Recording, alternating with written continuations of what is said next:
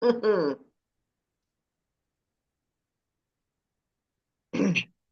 right. Are we live? Third party stream? Yes, we are. Welcome everyone. We're so happy to have you on this very special Sunday. We are continuing our sessions with Mr. Peter Terry and Miss Eileen Maddox. This is our 2 p.m. session that we have after our 11 p.m. session that occurs every Sunday. This week's topic, as we've been speaking last on the Pentateuch, remains the same subject. Now, all of you have joined in today for the first time. Those of you joining for the first time, please, we recommend you to watch these previous sessions. That again, these 2 p.m. sessions started a few weeks ago. It's a special series, and as it is one, there are some subjects we think you should take a look at on the same subject. A lot of questions people may have asked in the past that were covered. Of course, you may have them today. We still recommend that you also watch those previous sessions. With that being said, Ms. Eileen Maddox and Mr. Peter Terry are prolific writers. They are both immersed in the writings of the religious sacred scripture. They are researching themselves, always discovering new things, and they're here to share some of that with you. With that also in mind, please save Clearwater Baha'is, clearwaterbaha'is.org, the YouTube channel Clearwater Baha'is, the Facebook page, the Baha'i Center of Clearwater. Please save these in your browser so you can revisit them. We also invite you, please, to find some of the books that Eileen has written online on the Old Testament. You can find them on Amazon. You can also contact her directly. She'll be happy to share her email. We've shared it before. She'll share it again. With that being said, Peter Terry as well. We are so happy as we are getting close to Christmas now, as a lot of the world is observing the birth of Jesus Christ, that we are, again, speaking in the Bible, discussing these subjects. And I imagine a lot of people are now picking up those Bibles and reflecting on the life of Jesus Christ. With that being said, we thank all of you who have joined us from the beginning or are still on this journey on Zoom. We look forward to this next session with Mr. Peter Terry and Miss Eileen Maddox. Welcome, everyone. Welcome, Peter. Welcome, Eileen. Welcome. Do you want me to proceed? Peter, Eileen, whatever your plan is, please. Oh, I proceed. Okay. Yes, ma'am. We're going to start with music, I think. I think if Jeremiah's got some music, he's going to play it. Remember? Oh, excuse me. Excuse me. Yes. Here we go.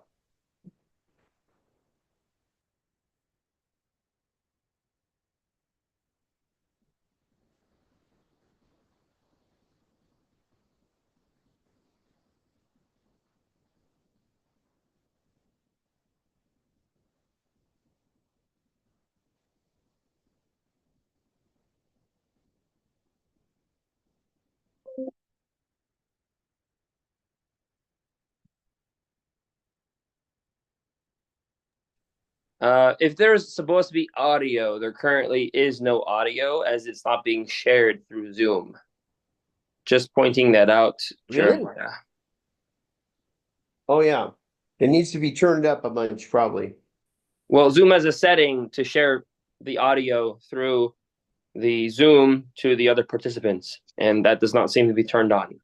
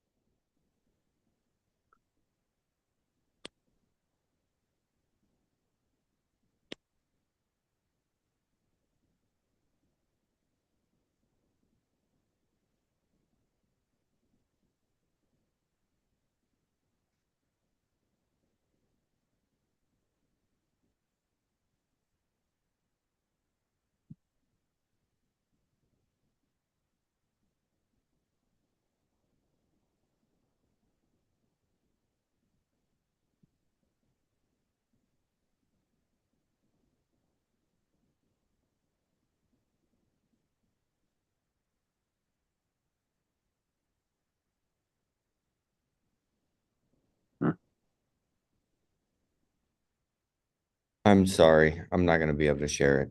We just need to continue.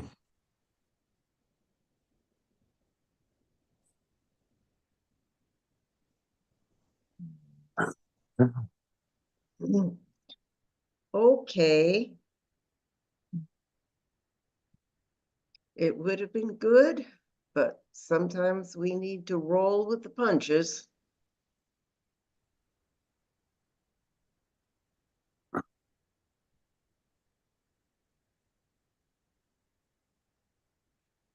And I'm assuming that everybody can see this. It would have been good. Yes, we can see it. Okay. And now I need to get all these photographs of people out of the way. Okay. By the way, I love your choice of colors. Really nice choice of colors. Thank you. I try to switch off on various color themes from show to show.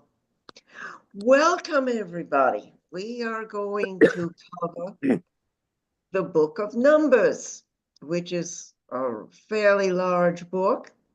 It covers the desert years from the Exodus from Egypt to camping on the east bank of the Jordan River in readiness to enter the promised land, to take possession of the land promised by God to Abraham.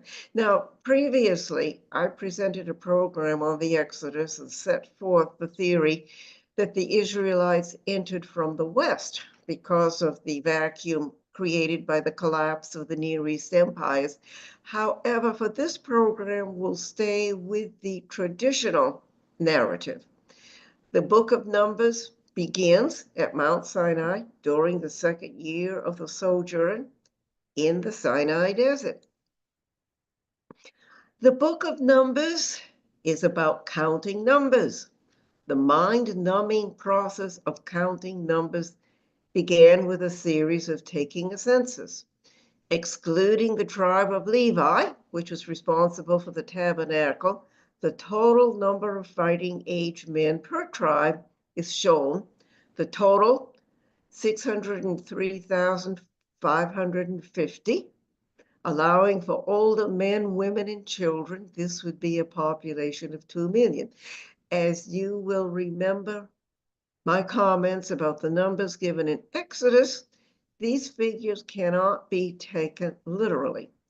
And this slide is the only one that I will devote to the figures given in the book of Numbers. They are not the essence of this fourth book of the Pentateuch. Here is an example of the spiritual essence. The priestly blessing that is often recited today in synagogues and churches. Moses gave to Aaron and his priesthood the priestly blessing for all Israelites. The Lord said to Moses, "Tell Aaron and his sons, this is how you are to bless the Israelites. Say to them, the Lord bless you and keep you. The Lord make his face shine on you and be gracious to you. The Lord turn his face toward you and give you peace." So they will put my name on the Israelites and I will bless them. The journey in the Sinai resumed the second year, and the usual complaining set in. Moses' brother and sister, Aaron and Miriam, started talking against Moses because he had married a Cushite. Aaron and Miriam also questioned why God had only spoken through Moses. Hadn't he spoken through them also? Whoops. Moses, Aaron, and Miriam were promptly summoned by the Lord to the tent of meeting, where the Ark of the Covenant was kept. The Lord appeared in a pillar of cloud at the entrance to the tent. Listen to my words. When there is a prophet among you, I, the Lord, reveal myself to them in dreams. I speak to them in visions. I speak to them in dreams. But this is not true of my servant Moses. He is faithful in all my house. With him I speak face to face, clearly and not in riddles. He sees the form of the Lord. Why then were you not afraid to speak against my servant Moses? These verses are immensely important. When there is a prophet among you, I, the Lord, reveal myself to them in visions. I speak to them in dreams. These words about a prophet among them were key. God had added 2 valid forms of receiving prophecy. So now there were 3. The first was the Urim and Thummim that only the high priest had access to, and now dreams and visions. Dreams and visions would not come on demand, and all forms of divination and spiritism were prohibited. The distinction was made between Moses, a prophet of God with a capital P, to whom God could speak face to face, clearly and not in riddles, and the prophets with a small p, often called the Hebrew prophets, who received dreams and visions. And when the Hebrew prophets began to appear 200 or 300 years later, they would deliver the words of God while in a conscious state.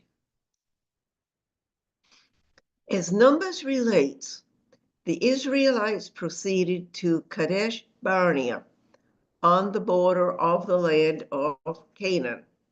And here is Kadesh Barnea, except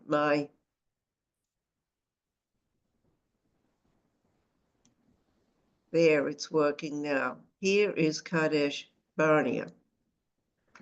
12 spies, one from each tribe, went into the land but brought back fearsome reports. Not lions and tigers and bears, oh my, but giants, the sons of the Nephilim, and fortified cities. Upon this report, the Israelites refused to take possession of the promised land. This incident is symbolic of the delusions encountered when working towards the promised land or spiritual attainment. There was lack of faith in God's promise. The Lord was furious and threatened to strike the people down. After a long argument with Moses, the Lord forgave the people, but still gave punishment. Nevertheless, as surely as I live, and as surely as the glory of the Lord fills the whole earth, not one of those who saw my glory and the signs I performed in Egypt and in the wilderness, but who disobeyed me and tested me 10 times, not one of them will ever see the land I promised on oath to their ancestors. No one who has treated me with contempt will ever see it. Therefore, God condemned the people to wander in the wilderness until a new generation would enter the land of Canaan. That's where the 40 years in the wilderness comes from. The number 40 is a symbol for reaching maturity. And Miriam died at Kadesh Barnea in the 2nd year. Moses and the Promised Land. It was also in the 2nd year of the Sinai when an incident happened that was interpreted as the reason that Moses would not be permitted to enter the Promised Land. Let's look at this from different perspectives. Here's what happened, the background story. As usual, the Israelites were grumbling and complaining. They quarreled with Moses and said, "If only we had died when our brothers fell dead before the Lord. Why did you bring the Lord's community into this wilderness, that we and our livestock should die here? Why did you bring us up out of Egypt to this terrible place? It has no grain or figs, grapevines, or pomegranates, and there is no water to drink." The Lord told Moses to take his staff and with Aaron gather the assembly together. When that was done, the Lord said, "Speak to that rock before their eyes, and it will pour out its water. You will bring water out of the rock for the community, so they and their livestock can drink." Now, on his own, Moses evidently spoke angrily to the people before he struck the rock. "Listen, you rebels, must we bring you water out of this rock?"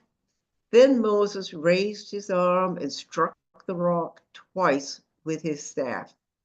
Water gushed out, and the community and the livestock drank.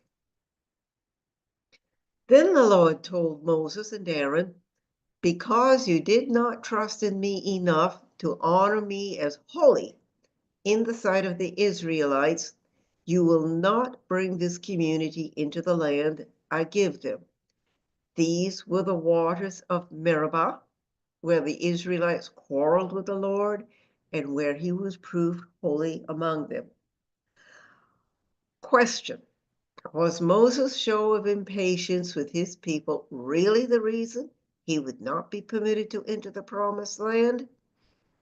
There are different ways to consider this. One way is to ponder the words of the preeminent early Baha'i scholar Mirza Abul Fazl, who wrote, "It is clear that the prophets and manifestations of the cause of God were sent to guide the nations, to improve their characters, and to bring the people nearer to their source and ultimate goal. They were not sent as historians, astronomers, philosophers, or natural scientists. Therefore, the prophets have indulged the people in regard to their historical notions, folk stories, and scientific principles, and have spoken to them according to these. They conversed as was appropriate to their audience and hid certain realities behind the curtain of illusion." Another approach to this episode of Moses being denied entrance to the promised land is Abdul Baha's account, is the beginning of the creation of the universe and the manifestations of God that he gave in the tablet of the universe. There are some very interesting thoughts in this tablet. "Praise be to God, who hath ever caused his names and attributes to penetrate the degrees of existence, who hath made the effects of those names and attributes to shine resplendent, and their signs to be firmly established in both the hidden and manifest worlds." Then Abdul Baha explained how these names and attributes were applied in creation. "He hath ordained these names and attributes to be the first and foremost origin and cause of being in the world of creation, and the source of the different grades of reality in the degrees of existence. These names and attributes were to be the building blocks of the universe, especially love." This tablet has an excellent section on love. When, through its power of attraction and propagation, the day star of names and attributes shone upon the hidden realities in the heart of the unseen realm, They issued forth, were spread abroad, scattered about, set in order, became the recipients of the grace of God and his outpourings, and were made to be the sole manifestations of the divine conditions and eternal signs. Everything was planned. Everything worked in harmony and oneness. Emerging from behind the veils, they appeared clothed in raiment of light, moving in the firmament of the unity of God, in orbits of sanctity and circles of glorification. This seems to describe the creation of the manifestations of God, who were pre-existent. Baha'u'llah wrote, "Everyone who is endowed with a clear insight will behold that they, the manifestations, were created before the creation of heaven and earth, and that this has ever been the throne of the merciful. They have no like in creation, nor any equal in the world of emanation. We have utterances concerning this station, such as are not befitting to mention in these days." Considering the nature of the creation of the manifestations of God and the circumstances of their creation, it follows that they were incapable of sin or disobedience to God. However, when they lived in a human body, they certainly experienced and expressed human emotions. They said what needed to be said as part of their teaching mission. How else could they have effectively taught the people? Consider some of the choice words that Jesus uttered to the Pharisees and Sadducees while he was baptizing individuals in the River Jordan. Confessing their sins, they were baptized by him in the Jordan River. But when he, Jesus, saw many of the Pharisees and Sadducees coming to where he was baptizing, he said to them, "You brood of vipers, who warned you to flee from the coming wrath?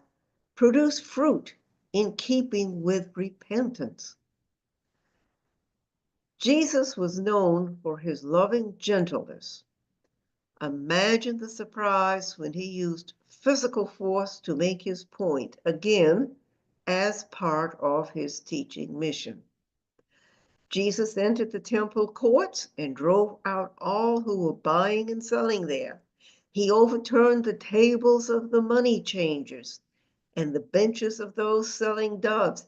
"It is written," he said to them, "My house will be called a house of prayer, but you are making it a den of robbers." Let's consider some key factors. As a manifestation of God, Moses was incapable of disobedience to God, to dishonor him as holy, or acting inappropriately within his mission. Any impatience or anger he showed towards his people was undoubtedly a teaching tool. Moses was already resident in the promised land, always had been. The promised land was and is a state of spiritual consciousness. It was time for the Hebrews to strive towards it with the teachings Moses had given them. It was time for them to strike out on their own, to leave the nest.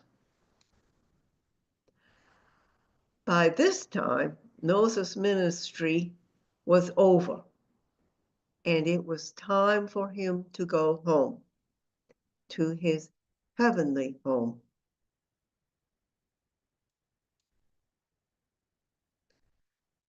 "38 years later, the Lord told Moses, 'Go up this mountain in the Abarim range and see the land I have given the Israelites. After you have seen it, you too will be gathered to your people, as your brother Aaron was. For when the community rebelled at the waters in the desert of Zin, both of you disobeyed my command to honor me as holy before their eyes. Well, we just discussed alternative approaches to this alleged dishonoring of God. Mirza Abu Fazl gives another thought-provoking commentary on why no manifestation of God is disobedient. And please keep in mind that Mirza Abu Fazl was the preeminent early Baha'i scholar held in high reverence.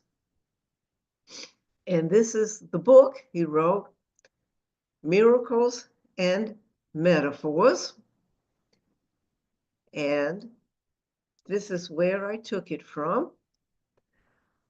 We Baha'is believe that the manifestations of the cause of God and the repositories of his revelation are in reality the manifestations of all his names and attributes, and the dawning places for his verses and sayings. Not a single one of God's attributes become manifest on this primary plane save through them. Back to Numbers. And this was the final journey.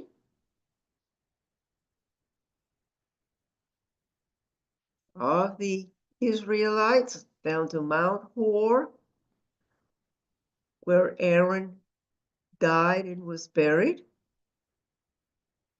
and then to the land of the Edomites and the Amorites, the land of Ammon, and the Moabites.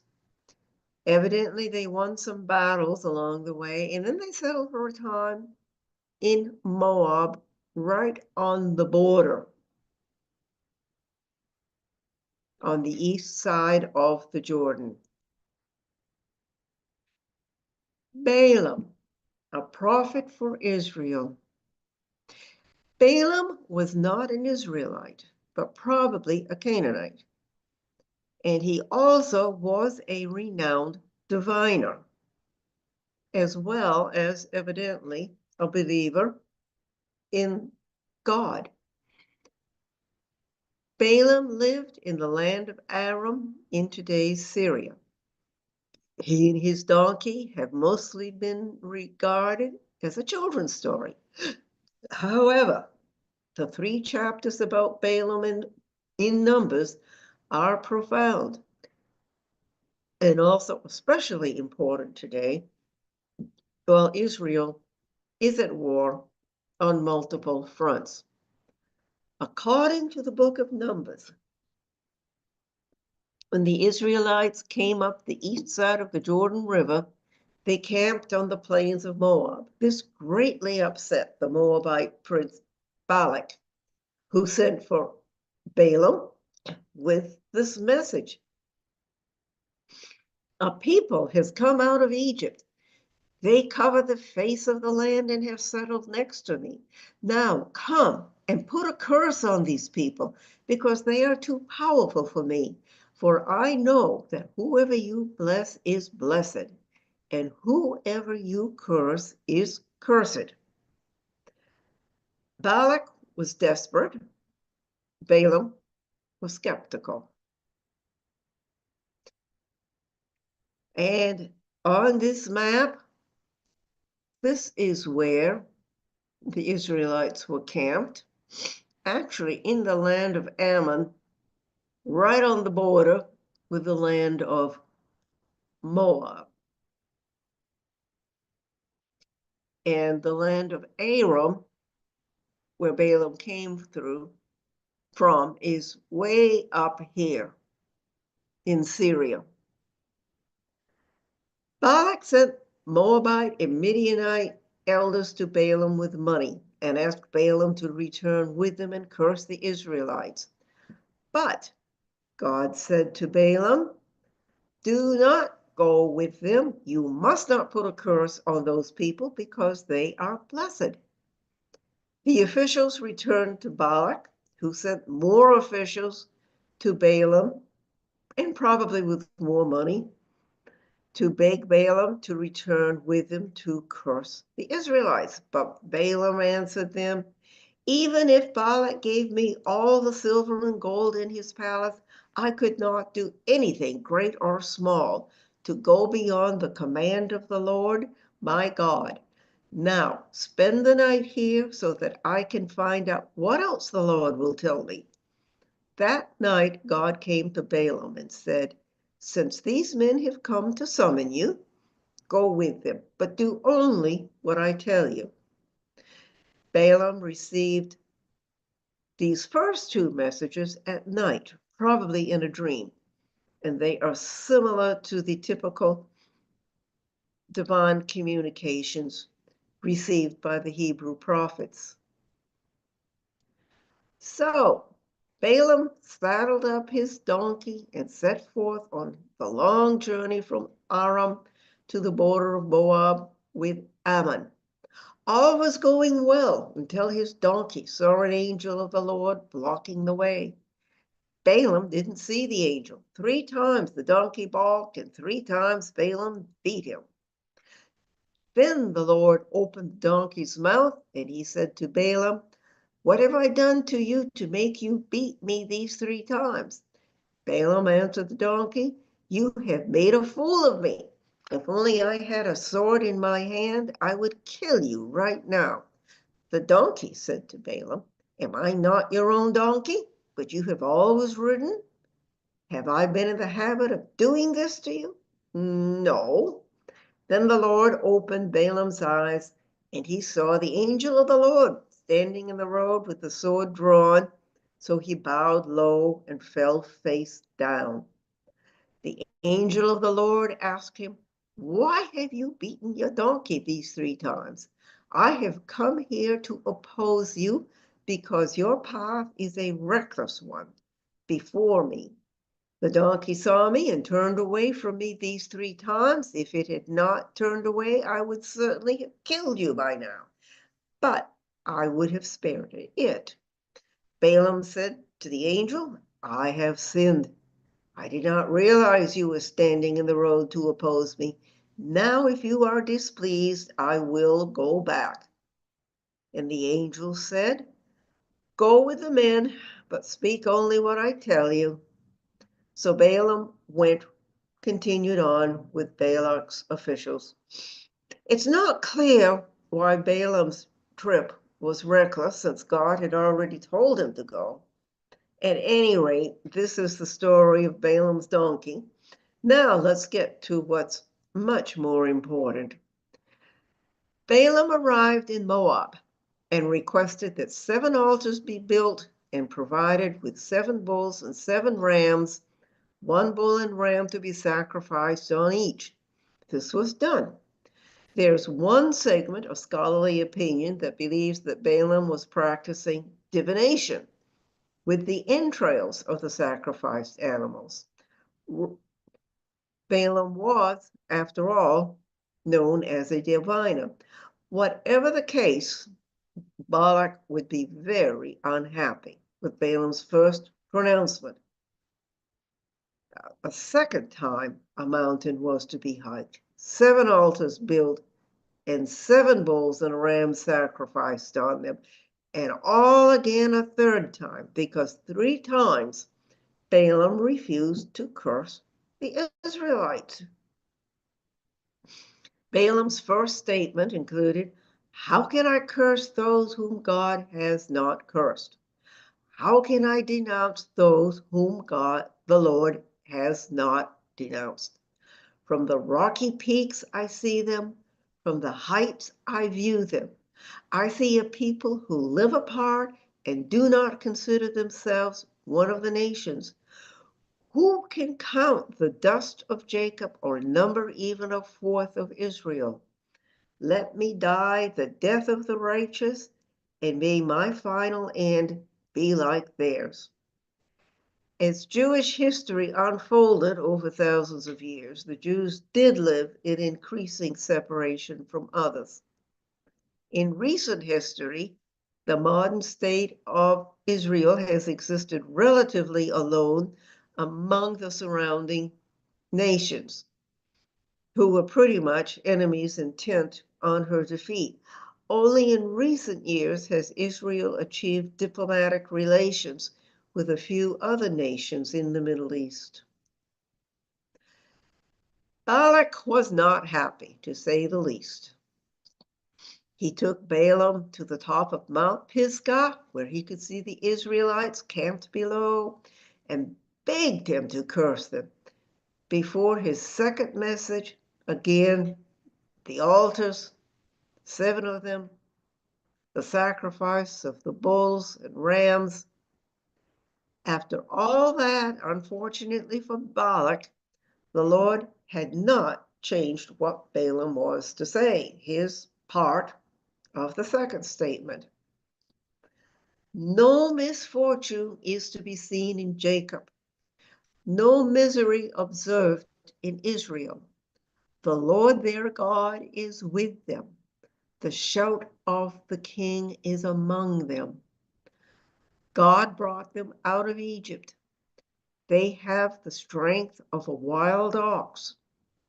There is no divination against Jacob, no evil omens against Israel.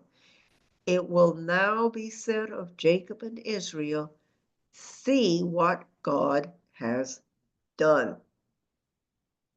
This is from the New International Version translation of the Bible. Let's look at the translation from the King James Version. Surely there is no enchantment against Jacob, neither is there any divination against Israel. According to this time it shall be said of Jacob and of Israel, what hath God wrought? How clearly spoken. Not only was there to be no enchantment or divination against the Israelites, but it would be said of them, what hath God wrought? Then Balak said to Balaam, neither curse them at all, nor bless them at all. Balaam answered, did I not tell you I must do whatever the Lord says? This verse, what hath God wrought, from over 3,000 years ago, was made globally famous when Samuel Morse sent it as the first telegraph message. Not only was this the first telegraph message, but it was sent on May 24, 1844. The Bab had declared himself to Mullah Hussein in the late evening of May 23rd, 1844. And he wrote his Surah of Joseph in the early hours of May 24, when Mullah Hussein was still with him. Was this a coincidence or part of the plan of God?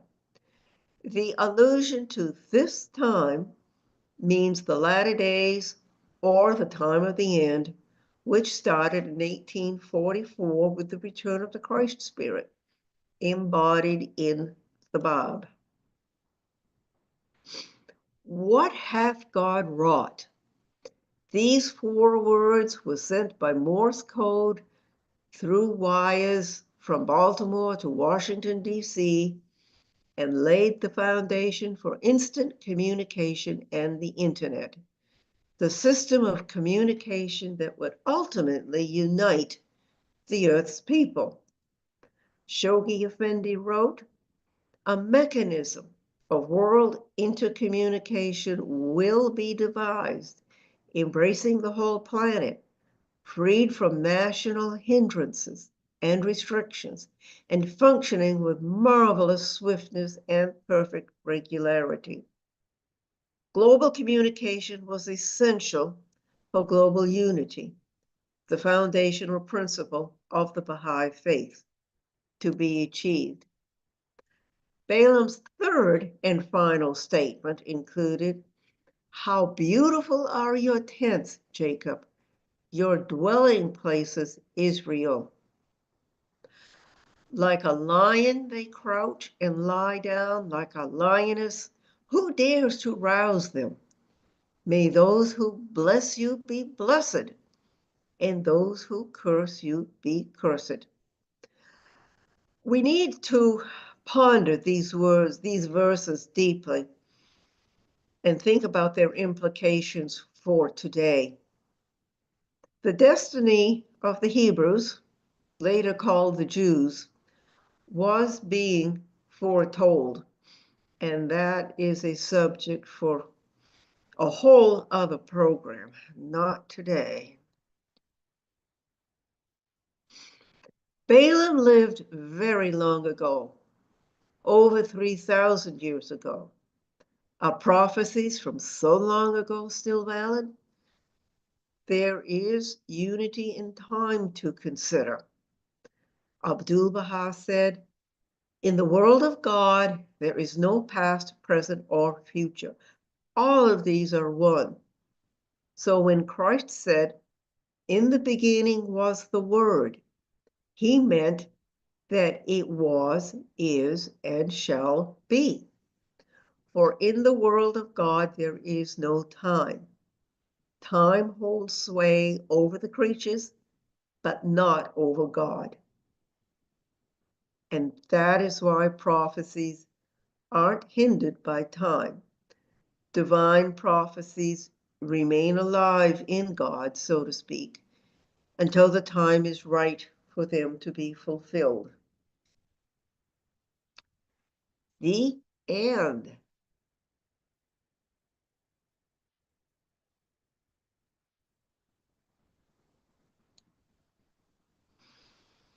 Okay, you are invited to put any questions in the chat.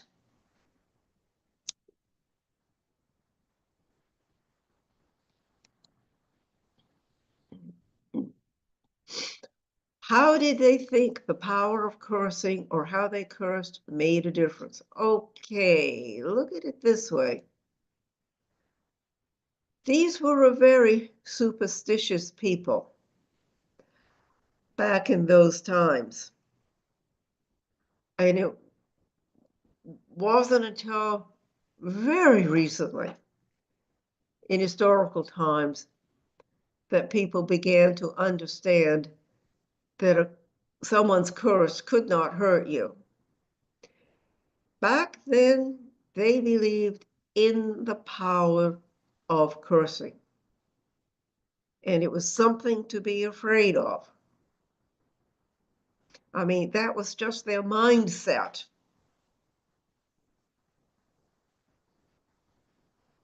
And they believed that if Balaam would only curse the Israelites, they could be defeated. Their thinking was that simple.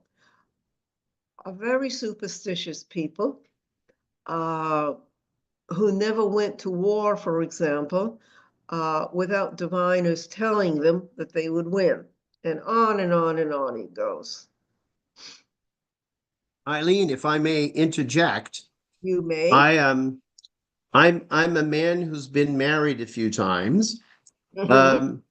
And I married a lady from Senegal, and this matter of being cursed was very, very serious, much, much worse than any sort of physical assault from anybody.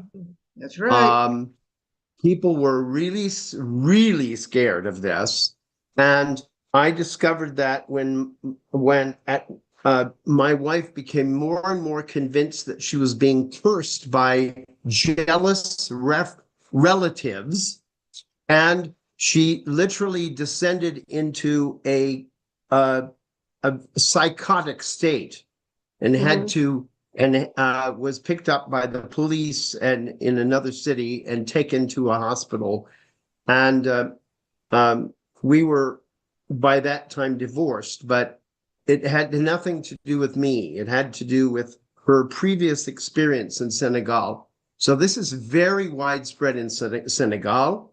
And my wife today is from Madagascar. And cursing in Madagascar is taken very seriously as well. So there are a number of contemporary cultures where you have this absolute terror Yes. of the power of evil Yes. spirits and evil words. And Yes. so just for us to understand that it's unfortunately it's not behind us.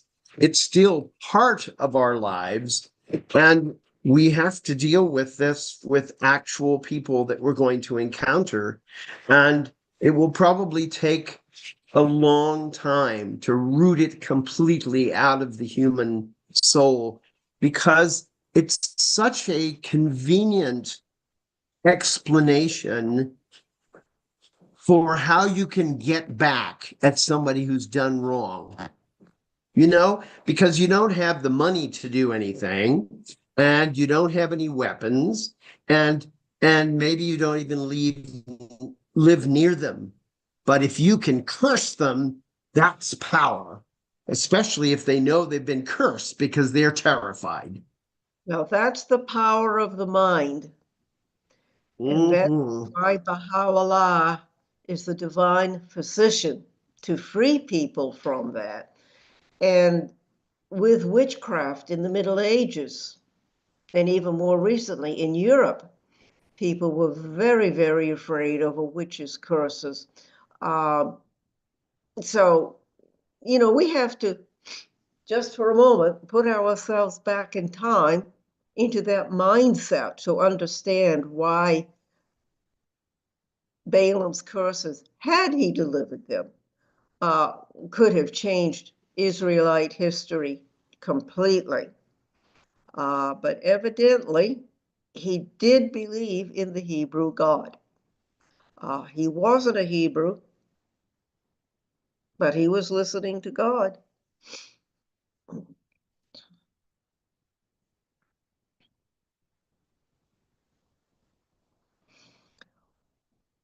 We had a friend who was Italian and loved the Baha'i teachings, but was terrified of burning in hell due to her Catholic background, should she wish to convert. Well, in the Baha'i writings, I can't give you the actual citations, but it's in the writings in many, many places that hell is a state of mind. We can be in hell right here on earth in our lives here. And I think we have all experienced days where we felt like we were in hell because somebody done us wrong, and we felt very vulnerable about it. Uh, it's hard.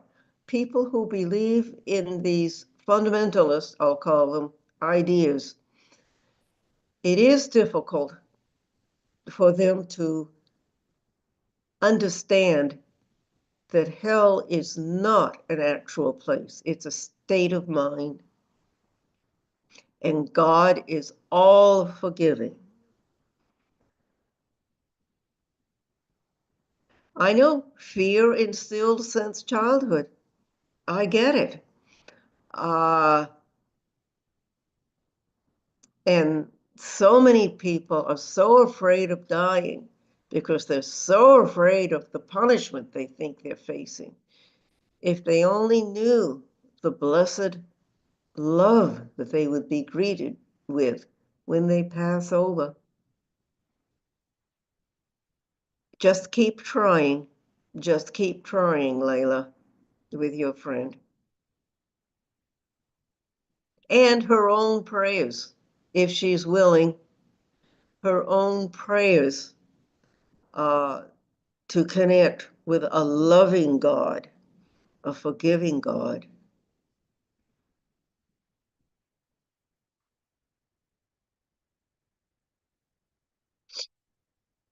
Okay, I think Peter is prepared to talk today about the commandments. in many aspects of them. And I am anxious to hear what he has to say.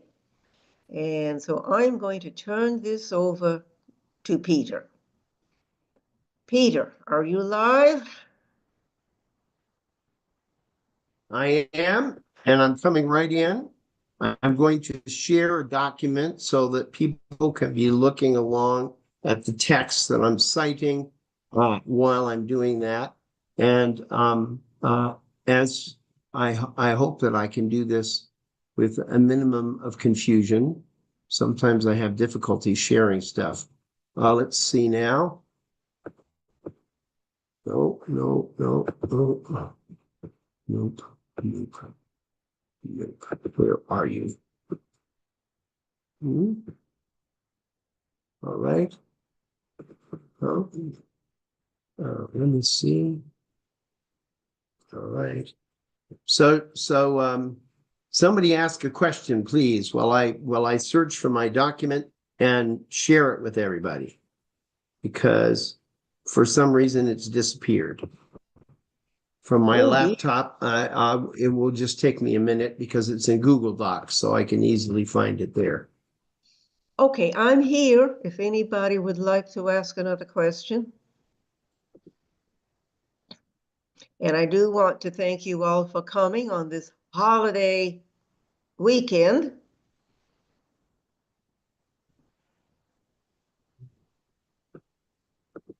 There we go.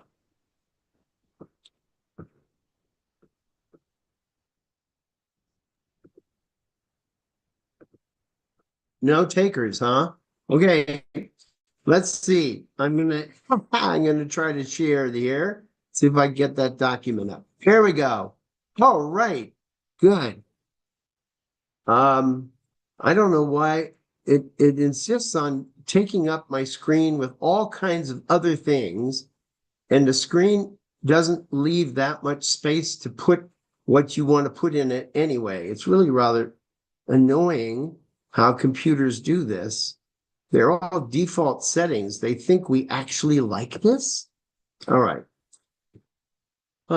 So bear with me while I find my place. My colleagues found it very confusing because at one point I kept, after running out of days in November, I went into December and I called all of the dates in December, November, which was very confusing because, of course, I was in December. So this is December 22nd, and these are the topics I'll be discussing today. Can everybody see this? Yes, we see it. Okay, good. All right. Is there, I'm unfortunately, this is the only screen view that I see gives you a very small page to look at, but I will scroll down it. Okay. And once, by the way, what I'm going to be doing is, since I often add to the material that I'm collecting, up until shortly before I present it, I'm going to, once I have finished the last session, I will post an updated version of this document to Clearwater and also send a copy as an email attachment to anybody who shows interest and gives me their email address. Okay. So, because I'm always covering more material than you could possibly remember, and I understand that. And I also understand that, I don't have time to read all the quotations that I wanted to share with you, because there are many of them. Okay, so the two matters that I'm going to be talking about here are the categories of commandments. And they're basically two categories of commandments that I'm going to talk about. Now, this is not from a point of view of being a lawyer, because of course you can categorize the commandments in all sorts of ways. You could say, you could organize them according to what the penalty is. or what particular sphere of life it pertained to, whether it was family life or it had to do with your work environment, or it had to do with relationships with people during a time of war. Or, there are many different sort of things that you could organize them. And, there are plenty of books on the Bible out there that organize them in these more legalistic ways, and perhaps more logical than mine. But mine are actually based upon the Baha'i writings, because the Baha'i writings state that every religion has two kinds of commandments: eternal commandments, which are repeated in each dispensation by each manifestation, and dispensational commandments, which are only for the dispensation in which they are revealed. Okay?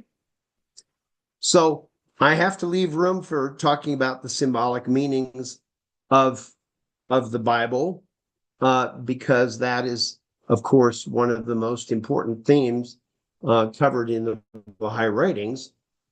But if for some reason we get tied up with talking about the categories of commandments and we run short of time, that's okay, because we've got another session next weekend and I could talk more about the symbolic meanings then. Okay? So I'm just going to ask Jeremiah, when would you like me to be done? Because I know that you have some things that you want to do. If we could get through this, anywhere from 3:30 to 3:45 would be helpful. Thank you. So 3:30 to 3:45 is going to be in half an hour to 45 minutes. No problem. Okay. Right? Okay. So the eternal commandments. Okay. The eternal commandments. I'm going to briefly describe some of those using only biblical references. There's no reference here to the Quran, to the Babi or Baha'i writings, or to any other religion. This is straight from, and also there are no references to any of the subsequent prophets. This is straight from the Pentateuch. So from the book of Genesis, God created man in his own image. In the image of God, he created him, male and female. He created them. Okay. That is an eternal commandment. Never changes. Another eternal commandment: be fruitful and multiply and replenish of the earth and subdue it and have dominion over the fish of the sea, over the fowl of the air, and over every living thing that moveth upon the earth. That doesn't change either. That's renewed in every dispensation. Now, this might be a surprise to you.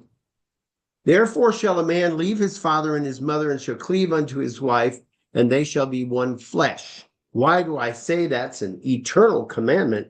Because Jesus says it's an eternal commandment, and because Baha'u'llah says it's an eternal commandment. The original intention is that we are not just monotheist, and we are not just monogamous, but that we actually pick one partner for life and stick with that person. In fact, the Baha'i writings talk about sticking with that person throughout eternity. Now, of course, any one of these things, I understand there's a discussion to be had. We could go on for hours, but we don't have hours. So I'm going to talk about them very briefly, bring them to your attention, and then, God willing, we will have opportunities to talk about them in the future. Another one, an eternal, everlasting covenant, and is the one that's mentioned in the case of Noah, which is in the 9th chapter of Genesis.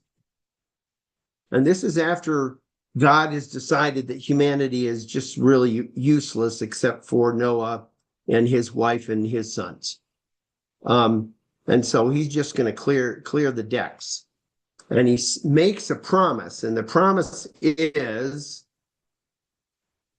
that he has an everlasting covenant that he will not do this again, right? It's not going to happen again. And that there's an eternal symbol of that everlasting covenant, which is the rainbow. And by the way, we have huge rainbows up here in the mountains. And I took pictures of a rainbow that my kids and I saw while we were driving to town. We had to pull over and take some pictures because they were stunning. So the next eternal covenant is an eternal covenant that God made with Abraham and his descendants. He said, you're going to have lots and lots of kids. You are going to be the father of many nations. And I establish my covenant between me and you and your seed, meaning your children after you, for everlasting. This is really important for us to understand that he had an eternal covenant, an eternal covenant. And that means that it's current today and it will be current a million years from now. Eternal is eternal, you know? And we won't go into all the details of what that covenant was.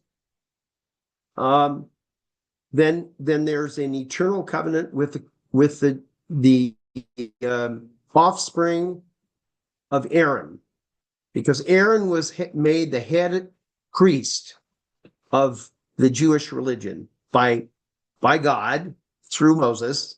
Said, this is going to be your job. You're going to be in charge of the temple, of the sacrifices. Of course, they couldn't build the temple in the desert. So this is a long-term commitment. Temple wasn't built for a long time after the trip through Sinai anyway.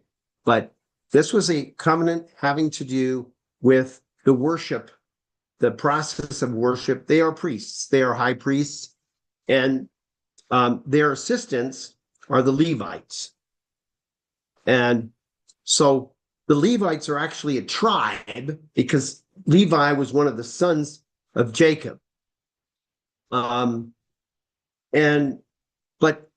all of the Kohanim, the head priests, those were all descendants of Aaron. And to this day, the descendants of Aaron know who they are. And in every synagogue service, there are certain blessings they stand up and they give because they are the only ones who can give them. This is something they've kept going through now thousands of years. Another everlasting covenant was that Shabbat, in other words, taking one day a week and consecrating it entirely to God.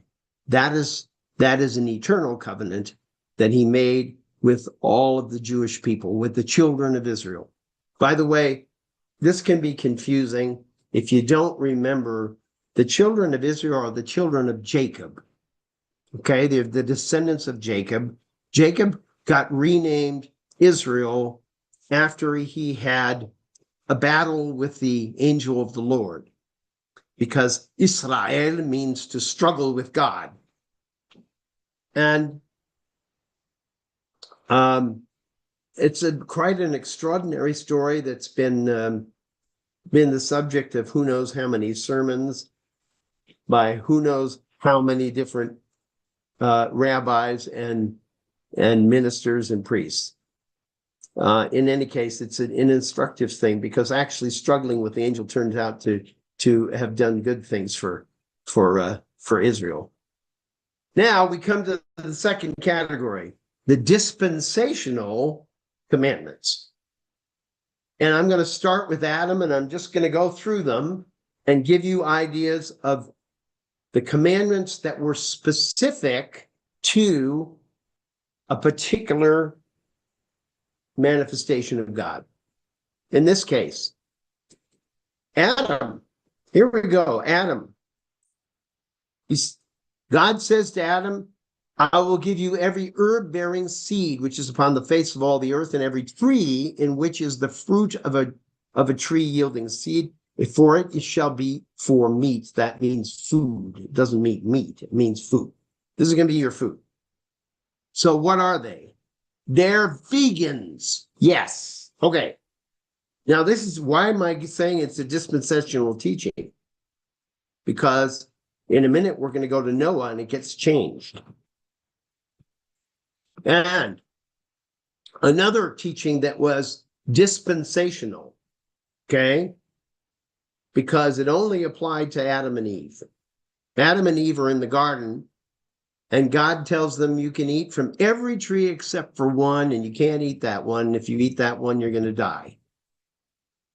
And apparently they were going to set up to have eternal life in the Garden of Eden.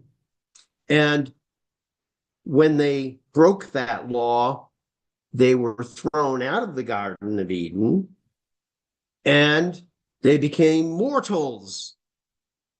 And one of the things that's interesting about that, the symbolism of that story, is that ever since then, Jews and those who have been descendants religiously from Judaism, in other words, Christians and Muslims, have been trying to get back to Eden. That's what they've been trying. Let me get back to paradise. I want to go back there. That was the best place I could have possibly lived in, because I lived in harmony with God and with all creation. So now we're going to go with the covenant of Noah. Covenant of Noah, of course, you see there, here it says, be fruitful and multiply and replenish the earth, okay? Well, so he's continuing that commandment in words, exactly. But there's some changes here now, okay? He says, every moving thing that liveth shall be meat for you. Even as the green herb have I given you all things, all things. But the flesh with the life of thereof, which is the blood thereof, ye shall not eat. Okay? So it's interesting. Those of you who are familiar with kosher food understand that the law of kashrut is based upon largely you have to remove the blood from the meat before you can eat. And it is because of that requirement that observant Jews will not eat meat that has not been slaughtered in a particular way so that the blood will all drain out. Interesting that this was a law for all people, because Noah was the father of this whole new generation of people, because all the others were eliminated because they were such violators of God's commandments. So you have that. So, and also in here you have the first law against homicide. Whoso sheddeth man's blood, by man shall his blood be shed. For in the image of God made he man. So there are laws here. There are new laws under Noah. All right, that's the whole point. That's what the dispensational covenant. The next covenant that we have a record of is the covenant of Moses. And the reason why I'm skipping Abraham is because Abraham's covenant, even though it was particular to him, revealed specifically to him, it was an eternal covenant. And because it says it's an eternal covenant. And so, for example, one of the laws of the eternal covenant with Abraham is that all of your descendants, as a sign of their obedience to God, all of the male descendants will be circumcised. This is to be the sign of their obedience to God. And this was perpetuated in Islam, or renewed, I would say, in Islam. So in the covenant with Moses, I'm going to read you a few quotations that are talking about this covenant, the specific covenant. And this is the first time where it actually says it was written down. And he took the book of the covenant and read in the audience of the people, and they said, all that the Lord hath said will we do, and be obedient. So they're making a commitment. They're making a commitment to follow the laws. The laws are revealed, the laws are written down, and the laws are read to them by Moses. Okay? And then Moses quotes God here saying, behold, I make a covenant before all thy people I will do marvels such as have not been done in all the earth, nor in any nation, and all the people among which thou art shall see the work of the Lord.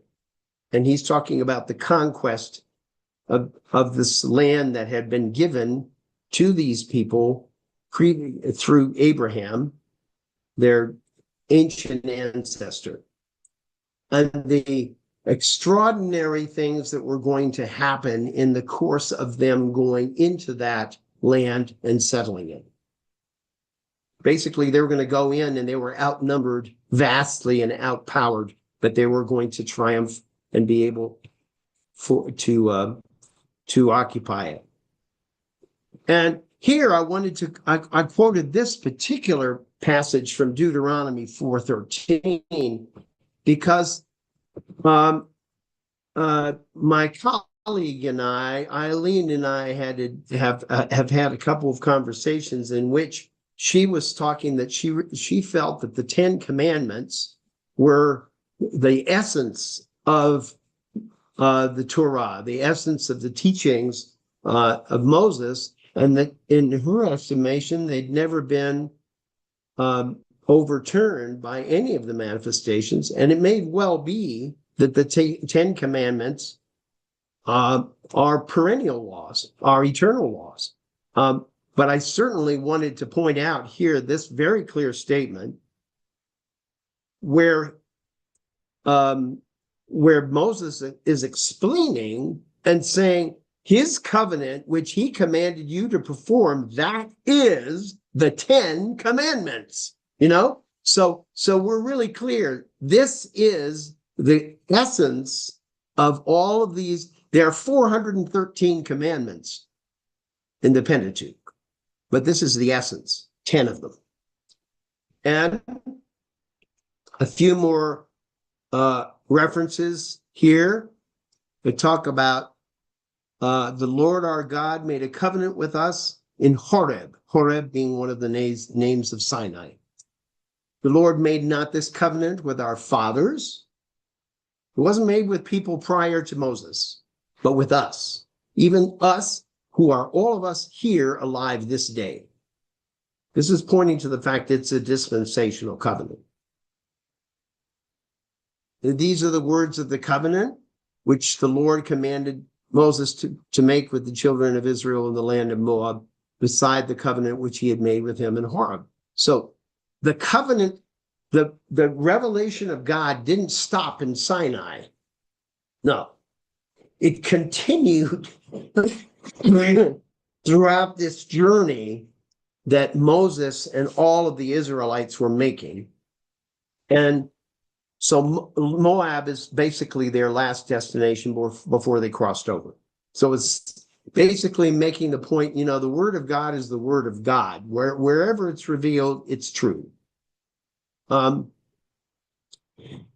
there's a little quote, which I haven't found another one like this actually in the Pentateuch. And maybe Eileen has, maybe somebody else will find one, but I was really struck by it.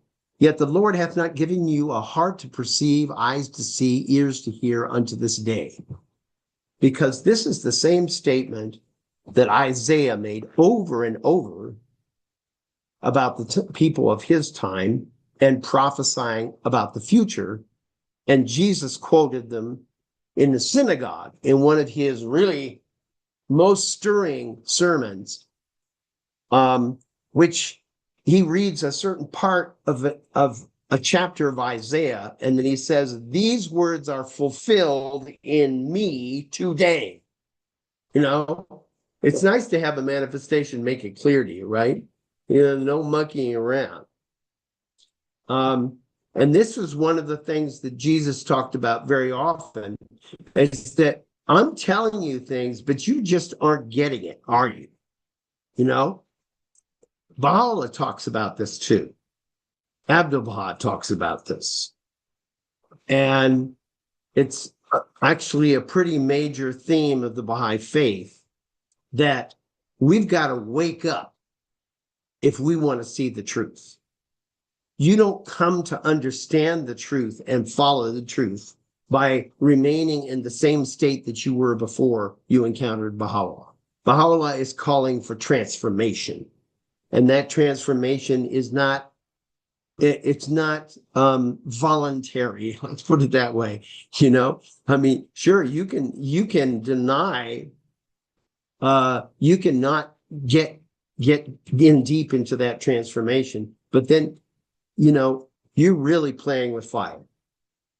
Because, and all of us have seen instances of people in our own lives, whether they were Baha'is or Christians or any other religion, where they try to go halfway into their faith, and it doesn't bode well for them.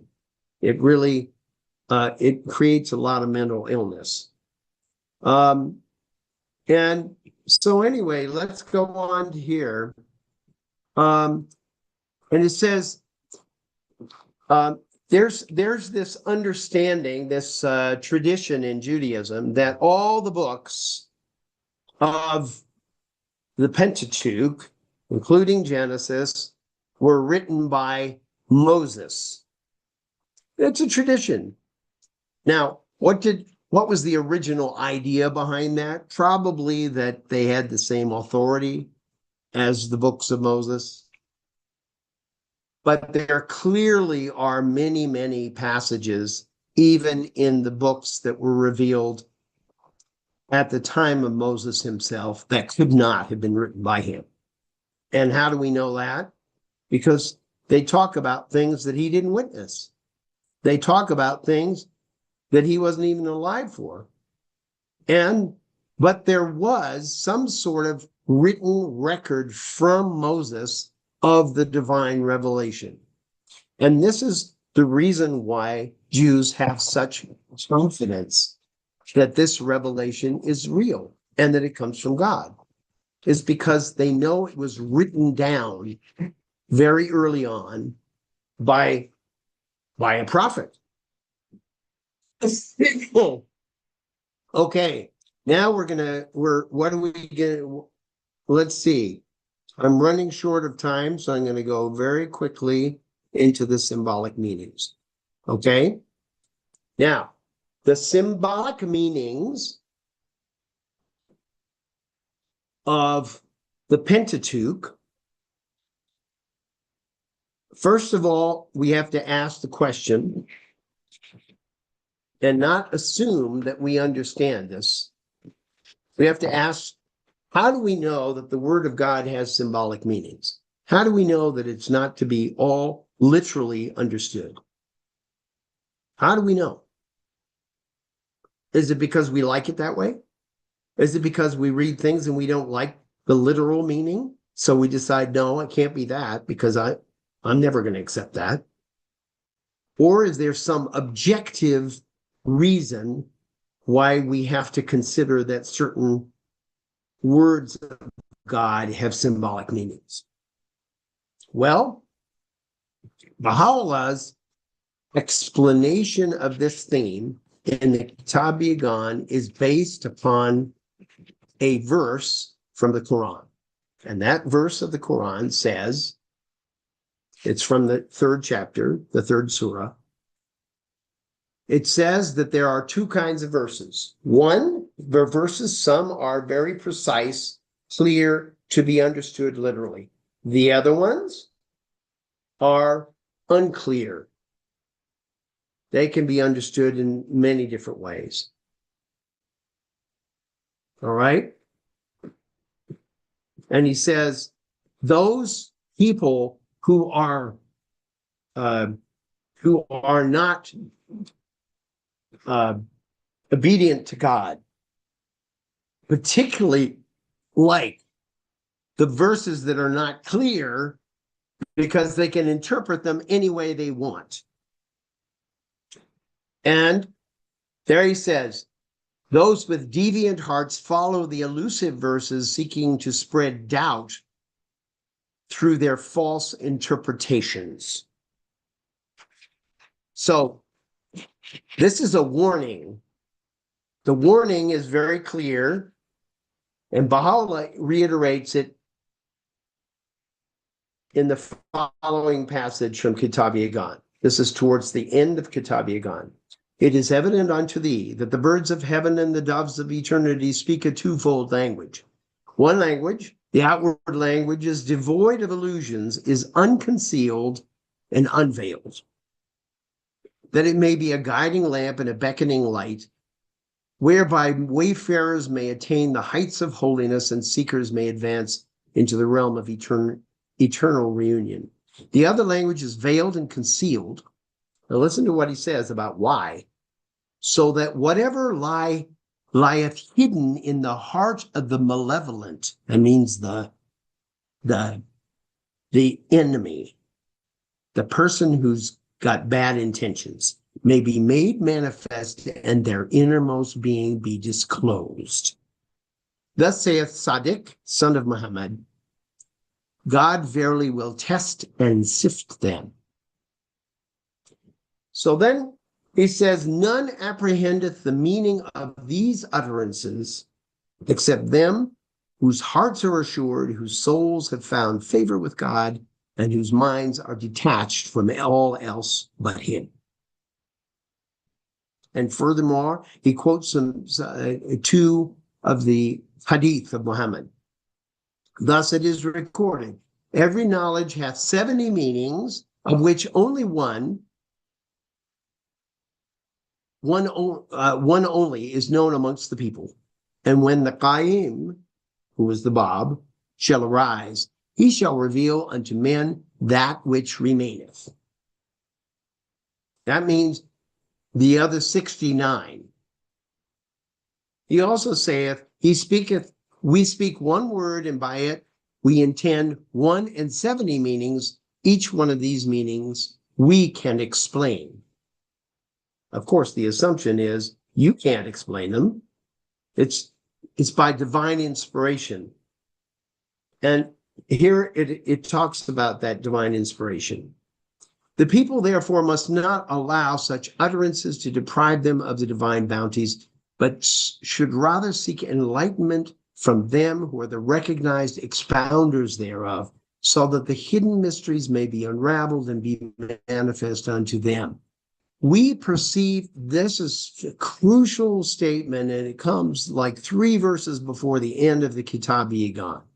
We perceive none, however, amongst the people of the earth, who sincerely yearning for the truth, seeketh the guidance of the divine manifestations concerning the abstruse matters of his faith.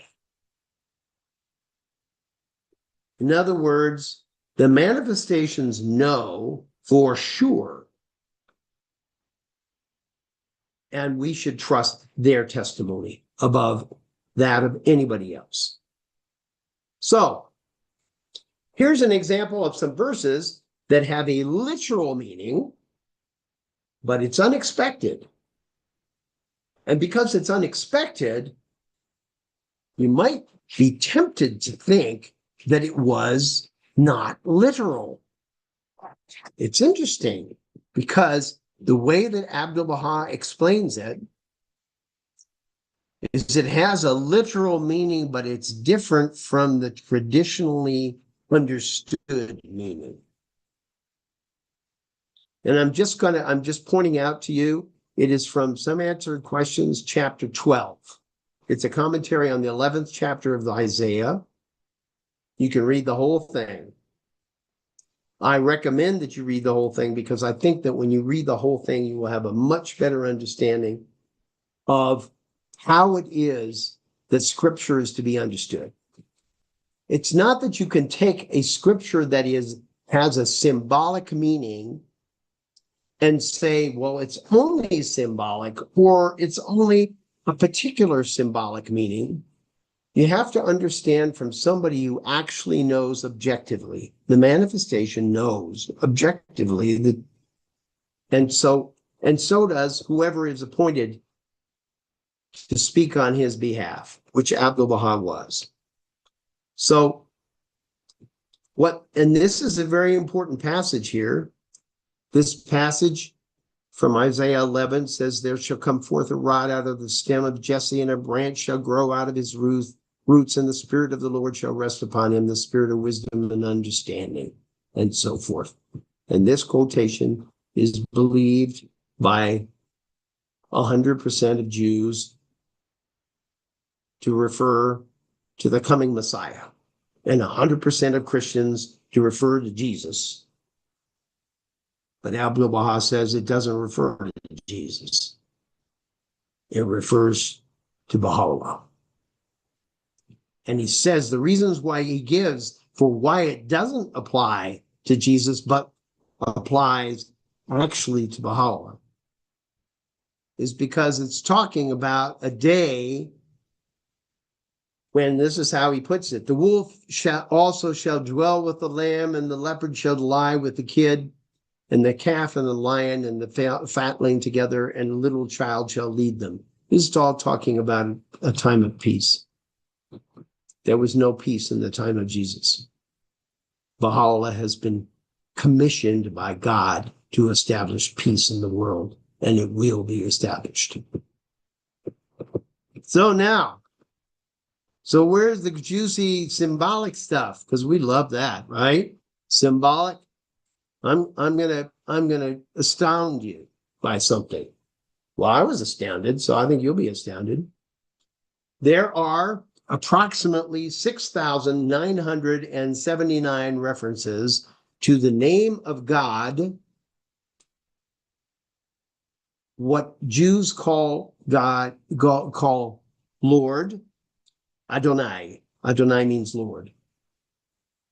What Christians call the Lord, or some of them call him Jehovah. Jews don't pronounce the actual name of God because first of all, they're not sure what the vowels were. But I think it's really an excuse. Because one of the things that the high priest was to do on the day of Yom Kippur in the Holy of Holies, the most sacred place in the temple, was to pray using the name of God. So they knew what the name of God, how to pronounce it.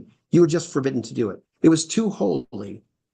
And in fact, even Adonai is considered to be too holy because of its close association with this name. And consequently, the most Orthodox Jews I know call God by this name, Hashem, which means the name. The name, okay? Because they don't want to say Lord. They don't feel it's respectful. All right. So here you've got 6,979 references to this name of God in the Old Testament. Now, I can't tell you exactly how many there are in the Pentateuch, but I'm willing to bet it's about, it's probably around 5,000. Most of the references are in the Pentateuch. So here's your first surprise. This is a quotation from the dispensation of Baha'u'llah. And it's a quotation where Shoghi Effendi is quoting Baha'u'llah, making a statement about himself. Okay? Now hold on to your britches here. He it is, referring to himself, he further proclaims, who in the Old Testament hath been named Jehovah, who in the gospel hath been designated as the Spirit of truth, and in the Quran acclaimed as the great announcement. Yes, that's a whole course. That's a whole course in itself. But it calls for looking at the text of the Bible in a really different way. In a way that the voice of God is always the manifestation of God. It's never God himself. God does not appear on earth. God does not speak to us on earth. It's always through the manifestation of God.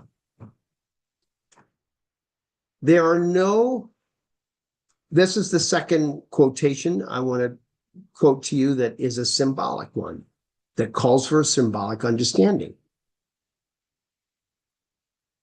There are no references to the Lord of hosts in the entire Pentateuch, but there are 200 references to this name of God in other books of the Old Testament. And why are these important? These are important because of what Baha'u'llah says about them. In one of his tablets revealed after the Kitab-i-Aqdas, he writes, O concourse of the rulers and of the learned and the wise, the promised day is come, and the Lord of hosts has appeared. Okay? And another one from Gleanings, chapter 126. Is the fear of God is the shield that defendeth his cause, the buckler that enableth his people to attain to victory. It is a standard that no man can abase, a force that no power can rival. By its aid and by its leave, by the leave of him who is the Lord of hosts, they that have drawn nigh unto God have been able to subdue and conquer the citadels of the hearts of men. Another reference to Baha'u'llah as the Lord of hosts. Another is found in the tablets of the divine plan.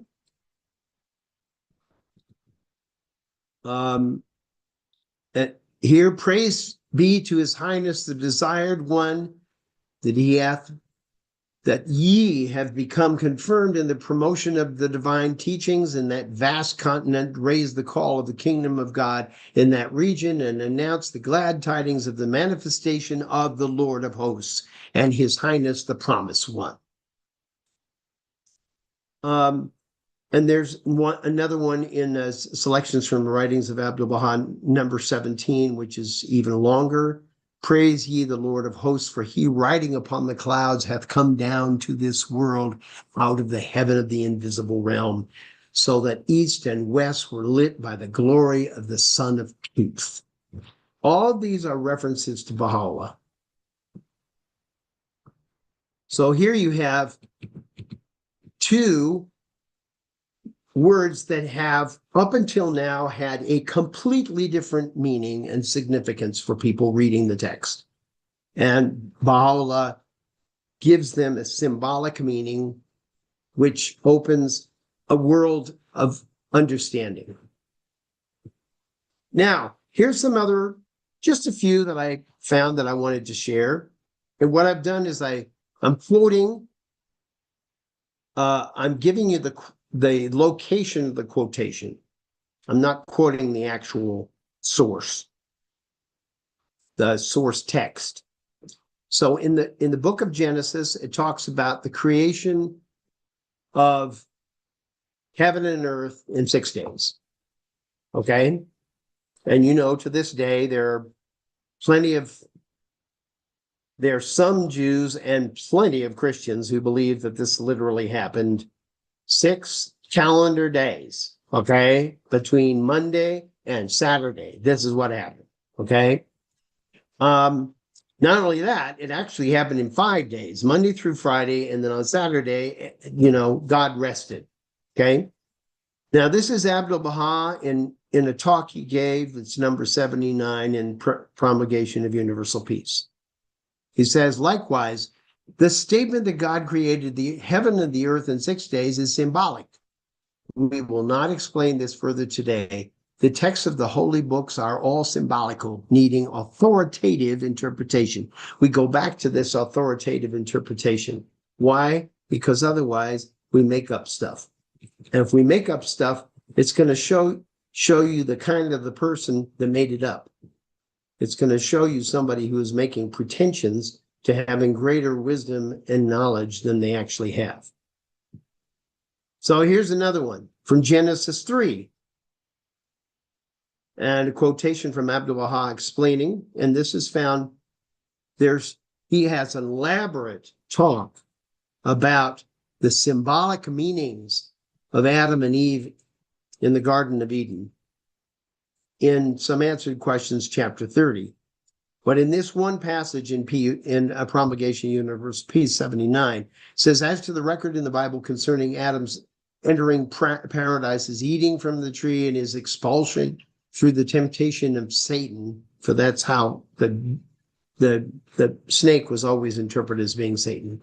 These are all symbols beneath which are wonderful and divine meanings, not to be calculated in years, dates, and measurement of time. Another one is let's see. I'm running short on time, so I'm going to let you read most of these for yourself. Yeah, you can read the rest of them. But in any case, I've assembled a few things, and then I at the very bottom I put examples of other symbolic meanings which can be found in the other books of the Bible, the Old Testament. The Old Testament is called Tanakh in Hebrew. It's a short form for Torah, Nevi'im, Ketuvim. And Torah is the 5 books of Moses. And then after that, you have Nevi'im, the books of the prophets, and then what they are called the writings.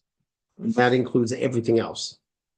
And then also they're found in the Gospels. There are many, many cases of symbolic meanings in the Gospels as well, as Baha'u'llah masterfully explains in the Kitab Yagan and also in Gems of Divine Mysteries. So next week, I'm going to talk about chosenness, chosen people, chosen lands, chosen leaders, chosen governments. Okay? And I'm excuse me for my cough. I'm done for today, and I would suggest that if you have questions for me, rather than ask those questions today because of the shortness of time, I'm going to put in the meeting group chat right now my email address, and I would request that you email me. Be very happy to hear from you, and I will reply. I kind of live on the, I live on the internet more time than I'd like to admit. And then I wonder why my children want to be on the internet all the time, right? But please do, if you have any questions or any statements you want to make, send me an email. I'd be glad to respond. And otherwise, save them up for next week.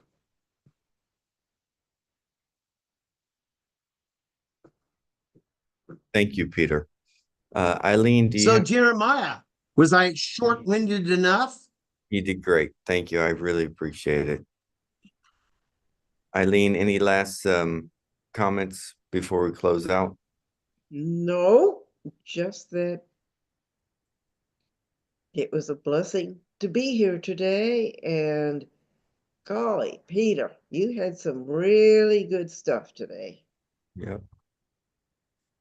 So everyone, Eileen's email and Peter's email have both been put in the chat, so you can recall it from there.